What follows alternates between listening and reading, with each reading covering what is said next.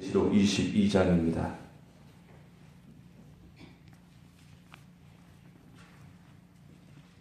요한계시록 22장 우리 한 절씩 교독하도록 하겠습니다. 또 그가 수정같이 맑은 생명수의 강을 내게 보이니 하나님과 및 어린 양의 보호자로부터 나와서 길 가운데로 흐르더라. 강 좌우에 생명나무가 있어 12가지 열매를 맺되 달마다 그 열매를 맺고 그 나무 잎사귀들은 만국을 치료하기 위하여 있더라. 다시 저주가 없으면 하나님과 그 어린 양의 보호자가 그 가운데 있으리니 그의 종들이 그를 섬기며 그의 얼굴을 볼 터이요 그의 이름도 그들의 이마에 있으리라. 다시 밤이 없겠고 등불과 햇빛이 쓸데없으니 이는 주 하나님이 그들에게 빛이십니다. 그들이 세세토록 왕노릇하리로다. 주 그가 내게 말하기를 이 말은 신실하고 참된지라.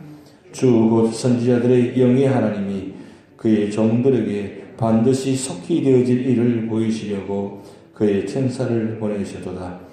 보라 내가 속히 오리니 이 두루마리의 예언의 말씀을 지키는 자는 복이 있으리라 하더라. 이것들을 보고 들은 자는 나 요한이 내가 듣고 볼 때 이 일을 내게 보이던 천사의 발 앞에 경배하려고 엎드렸더니 그가 내게 말하기를 나는 너와 내 형제 선지자들과 또 이 두루마리의 말을 지키는 자들과 함께 된 종이니 그리하지 말고 하나님께 경배하라 하더라. 또 내게 말하되 이 두루마리의 예언의 말씀을 임봉하지 말라. 때가 가까우니라. 불의를 행하는 자는 그대로 불의를 행하고 더러운 자는 그대로 더럽고 의로운 자는 그대로 의를 행하고 거룩한 자는 그대로 거룩하게 하라. 보라 내가 속히 오리니 내가 줄 상이 내게 있어 각 사람에게 그가 행한 대로 갚아주리라. 나는 알파와 오메가요 처음과 마지막이요 시작과 마침이라. 자기 두루마기를 빠는 자들은 복이 있으니 이는 그들이 생명나무에 나아가며 문들을 통하여 성에 들어갈 권세를 받으려 함이로다. 개들과 점술가들과 음행하는 자들과 살인하는 자들과 우상 숭배자들과 및 거짓말을 좋아하며 지어내는 자는 다 성 밖에 있으리라. 나 예수는 교회들을 위하여 네 사자를 보내어 이것들을 너에게 전언하게 하니라. 나는 다윗의 뿌리요 자손이니 광명한 새벽별이라 하시더라. 성령과 신부가 말씀하시기를 오라 하시는도다. 듣는 자도 오라 할 것이요 목마른 자도 올 것이요 또 원하는 자는 값없이 생명수를 받으라 하시더라. 내가 이 두루마리의 예언의 말씀을 듣는 모든 사람에게 정언하노니 만일 누구든지 이것들 외에 더하면 하나님이 이 두루마리에 기록된 재앙들을 그에게 더하실 것이요 만일 누구든지 이 두루마리의 예언의 말씀에서 제하여 버리면 하나님이 이 두루마리에 기록된 생명나무와 및 거룩한 성의 참여함을 자하여 버리시리라. 이것들을 정하시리가 이르시되 내가 진실로 속히 오리라 하시거늘 아멘. 주 예수여 오시옵소서. 합독하시겠습니다. 주 예수의 은혜가 모든 자들에게 있을지어다. 아멘.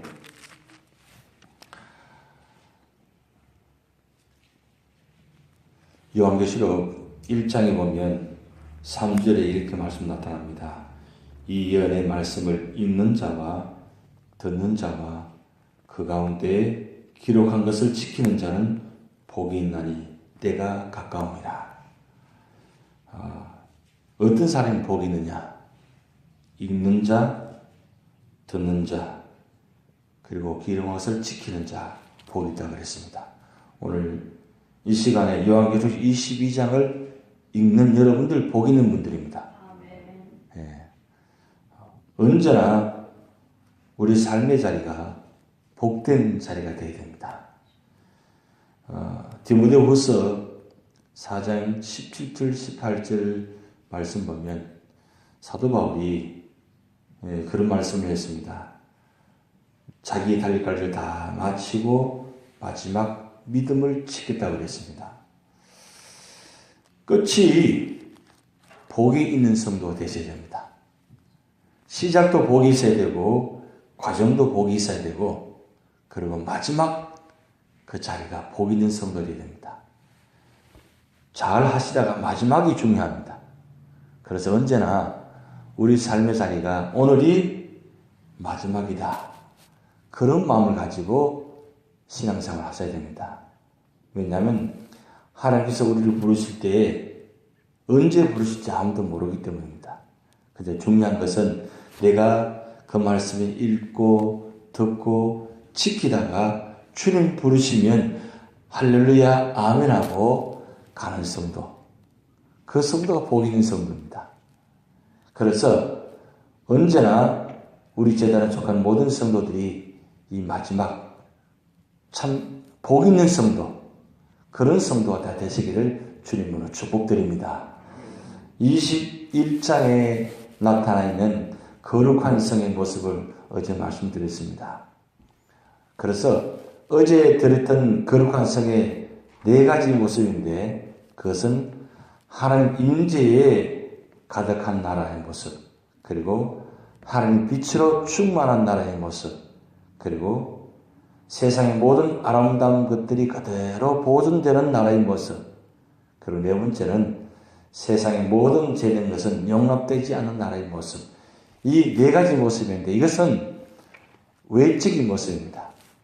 거룩한 성, 새 예루살렘의 외적인 모습을 어제는 기록한 말씀이고 오늘 22장 마지막 모습은 내적인 모습입니다.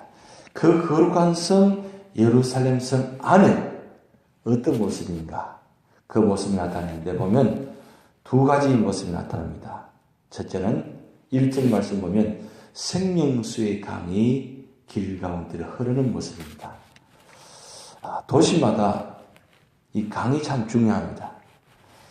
제가 작년까지 살았던 그 휴스턴은 중앙에 강이 없습니다. 강이 없다 보니까 참 도시 전체가 좀 삭막합니다. 이 강이 있으면 강 좌우에 이 식물들이 자라고 그 영향으로 인해서 도시 전체가 나무들이 풍성하고 굉장히 아름다운데 이 휴스턴은 강이 흐르는 것이 아니라 도로 전체가 다 차지하고 있어가지고 아마도 그렇게 이야기하더라고요. 미국에서 가장 큰 도로, 가장 넓은 도로가 이 I-10 도로인데 그 I-10 도로의 가장 큰 도로가 휴스턴에 있다는 겁니다. 이 왕복 합해서 24차선입니다. 어마어마한 넓어요. 그걸 길이가 한 4, 5마일쯤 됩니다. 굉장히 긴 도로인데 그 중앙으로 흐릅니다. 길 갑니다. 그런데 그 큰 도로가 처음에 만들 때는 과연 제대로 이 차가 채워질까 하는데 1년 지나니까 그것도 포화 상태에 되어버렸어요. 그 정도로 차가 많은데 그렇게 넓은 도로임에도 불구하고 차들이 워낙 많다 보니까 이 도시 전체가 그 차들로 말미암아 아주 공기가 안 좋아요. 그런데 강이 중앙에 흐르면 그 전체 공기의 흐름을 바꾼다는 거예요. 여러분 그 서울에 가보시면 청계천 그 자리를 강으로 만들었잖아요. 그래서 도시 전체가 이 공기순환 자체가 바꾸어가지고 서울 전체가 좀 많이 바뀌었다고 합니다. 그만큼 강이 중요합니다. 이 도시 전체 안에 중앙에 강이 흐르면 이 도시 전체를 아름답게 만듭니다. 그런데 이 천국의 이 예루살렘 성 안에 그 성 중앙에 이 생명수의 강이 흘러내려가는 거예요. 근데 보통 강이 아니고 생명수의 강입니다. 그 생명수의 강을 요즘은 강이 워낙 혼탁해져가지고 물을 마시지 못하잖아요. 그런데 이 생명수의 강은 워낙 맑고 깨끗하고 투명해서 그냥 보통 강이 아니라 생명수의 강. 먹기만 하면 영원토록 살아가는 존재. 그래서 천국이 중요한 거예요.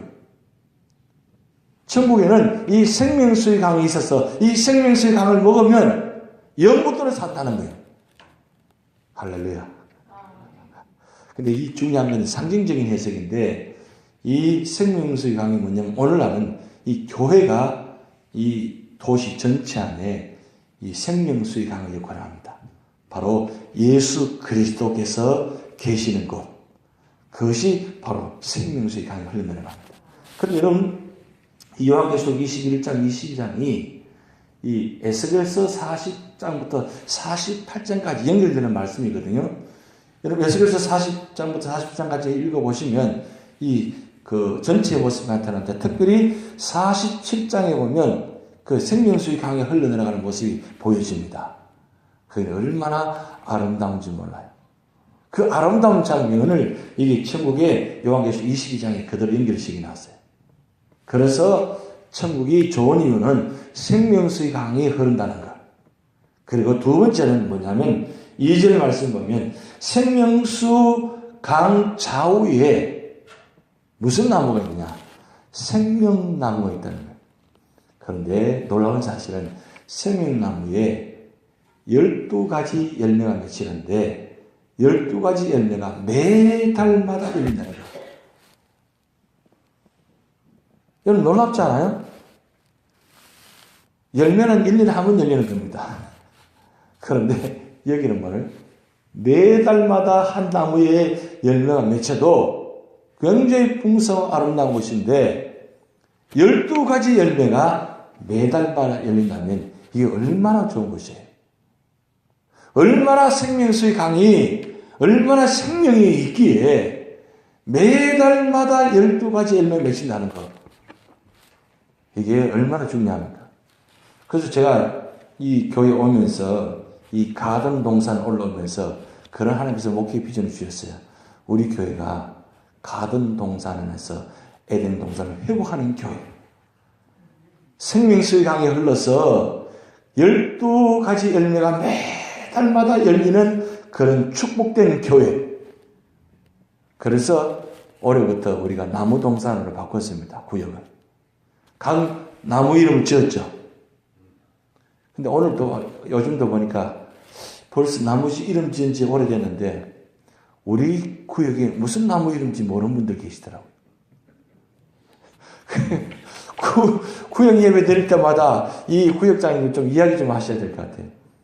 그런데 중요한 건 그 이런 나무 이름을 지었으면 이 나무가 어떤 열매가 맺히고 어떤 효력이 있고 어떻게 아름다운지를 좀 연구를 좀 하시는 게 중요합니다.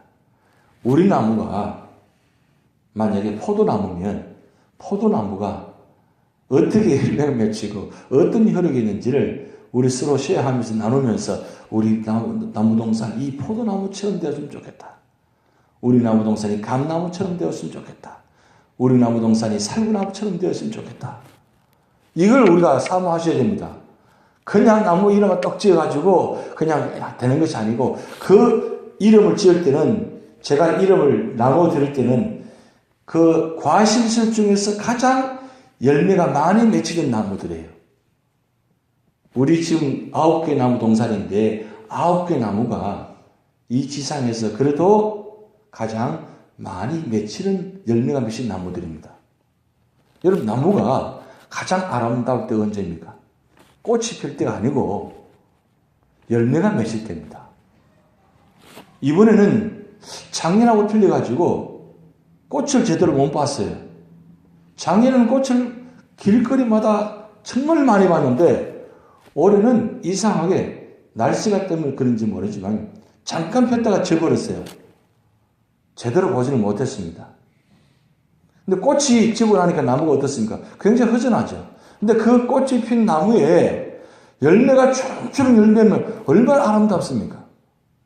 우리 그 9개 나무 동산이 연말에 가서 주렁주렁 감나무처럼 포도나무처럼 살구나무처럼 이런 아름다운 열매가 가득히 맺힌다면 얼마나 좋습니까? 여러분 그걸 사모하셔야 돼요. 그것을 기도하셔야 됩니다. 우리 나무동산이 이런 나무가 되게 하옵소서. 그런데 이 생명나무는 상징적인 나무입니다. 상징적인 나무인데 우리 동산의 모든 나무들이 다 뭐요? 생명나무들입니다. 왜? 생명이 있기 때문에. 그래서 우리 나무동산이 생명나무가 되어서 12가지 열매가 맺히는 나무, 그런 동산. 그래서 먹을 때마다 풍성하고 먹을 때마다 생명수를 먹고 먹을 때마다 열매를 먹고 그 열매를 나누면서 너무 풍성히 나누어지는 그런 나무동산이 되기를 소원합니다. 이 천국이 바로 그 모습을 지금 기록하고 있어요. 천국에 가보니까 중앙에 생명수 강이 흐르고 길 좌우에 생명나무가 있는데 그 얼마나 많은 나무가 맺히는지 그 열매를 통해서 모든 사람들이 먹고 힘을 얻어서 영원토록 목마르지 아니하고 가라지 아니하고 그리고 그 생명나무가 치료하는 까지는 있다고 했어요. 여러분 말씀 보면 2절 말씀이 이렇게 나타납니다.